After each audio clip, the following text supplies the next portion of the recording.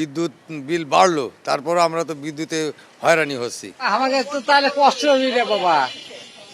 আগে আসলে কম, এখন আবার যদি আরো বেশি হয় তাহলে তো অসুবিধা হবে। প্রভাব তো পড়বে, সরকারের সকল সিদ্ধান্তের ওপরেই আমরা দ্বিমত করতে পারি না, কিন্তু আমরা স্বল্প আয়ের মানুষ।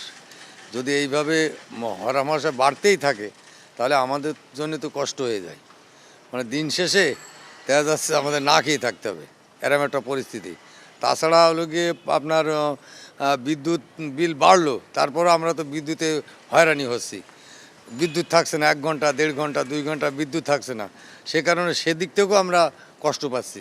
তো দুই দিক থেকে আমরা বিদ্যুৎ বিলও দিচ্ছি বেশি, আবার একলে অযথা হয়রানি কষ্টও পাচ্ছি।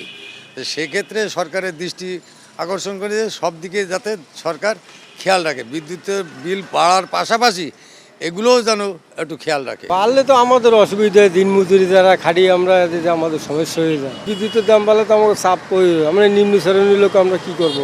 এই বিদ্যুতের কারণে বাড়বে, এই আমাদের রিক্সা ভাড়া, যাতে আগে 200 টাকা দিতে 350 টাকা দেওয়া লাগতেছে। এই কারণে বিদ্যুৎ বিলে যদি দাম বাড়ায় তাহলে তো আমাদের মতো গরিবের মানুষের অনেক সমস্যা হবে। আমাদের সবকিছু কিনে খাওয়া, চাল ডাল আদা সবকিছু কিনে খাওয়া, আমাদের তো কঠিন অবস্থা হয়ে গেছে।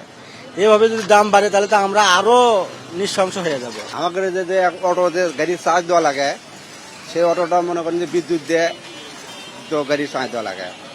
তো এখন যদি কারেন্ট বিল যদি বাড়ায় তাহলে তো আমাদের সমস্যা।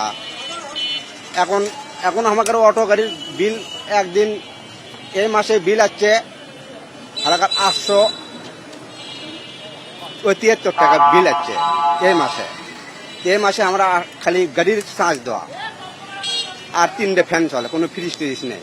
আমরা বলি না যে এটা আমরা খাইতেই পাই না, সেখানে আবার রেস্টুরেন্টে গিয়ে খাওয়া, এটা আমাদের জন্য বিলাসিতা, মানে বড় লোকই বিষয় আছে, এরকম একটা বিষয়। এই প্রেক্ষিতেই বললাম যে আমাদের যারা মধ্যবিত্ত, যারা নিম্নবিত্ত আছে, এদের জন্য খুবই কষ্টকর এবং কি বলে এটাকে গ্রহণ করার মতো না এই বিষয়টা, যে ভাবে সবকিছু দাম বৃদ্ধি হচ্ছে। আমাদের এই যে দেখেন এখন সব পণ্য এখন দাম বেড়ে গেছে।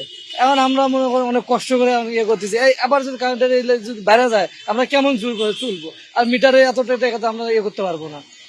সবকিছু যদি বৃদ্ধি হয়ে যায় আমরা কেমন ভাবে চলবো? আর লোডশেডিং তো আছেই, তার মধ্যে এর মধ্যে আমাদের বাসায় গেলে অনেক সময় কারেন্ট থাকে বা থাকে না, আমার মিটারের টাকা বেড়ে যাচ্ছে। এখানে কেমন আমরা এভাবে ইয়ে করতে পারবো? এভাবে করলে তো আমরা চলতে পারবো না।